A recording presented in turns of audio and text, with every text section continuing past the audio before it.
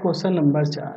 क्या करा, एक न्याय सिक्का और एक अभिन्नता पासे को उछाला जाता है। ठीक है, यानी कि एक सिक्का को और एक पासे को उछाला जाता है।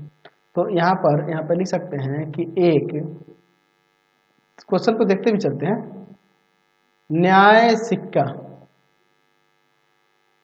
तथा एक पासे को उछाला जाता है।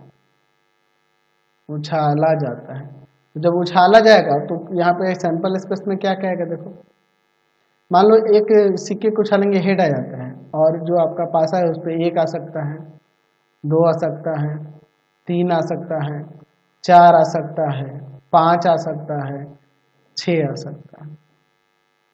अच्छा, और एक सिक्के को उछालने पर सकता है टेल आ जाए, और फिर 1 2 पासे पर 3 आ सकता है, 4 आ सकता है, 5 आ सकता है, 6 आ सकता है। ये ना हो गई।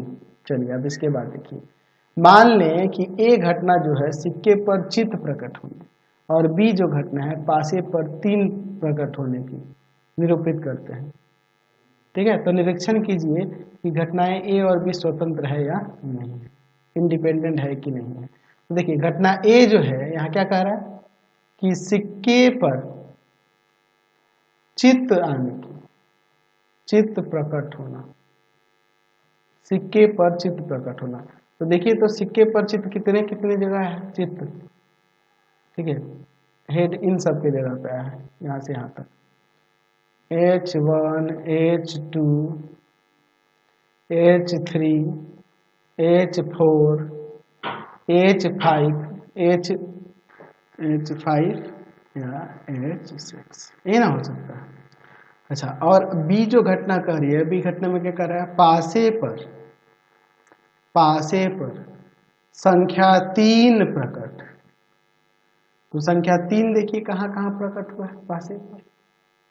तो H और 3 और T और 3, यही ना हो जाएगा।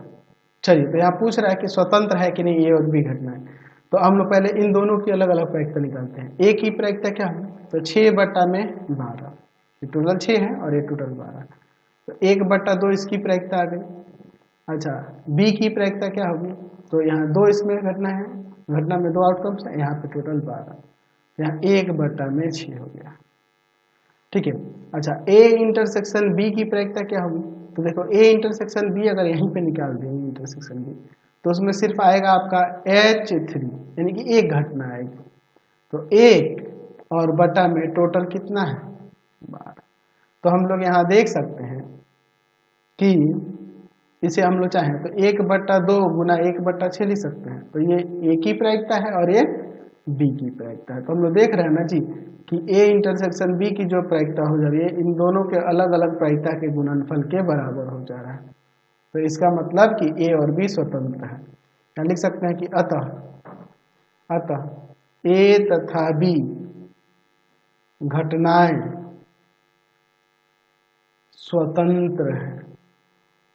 समझ गए। चलिए क्वेश्चन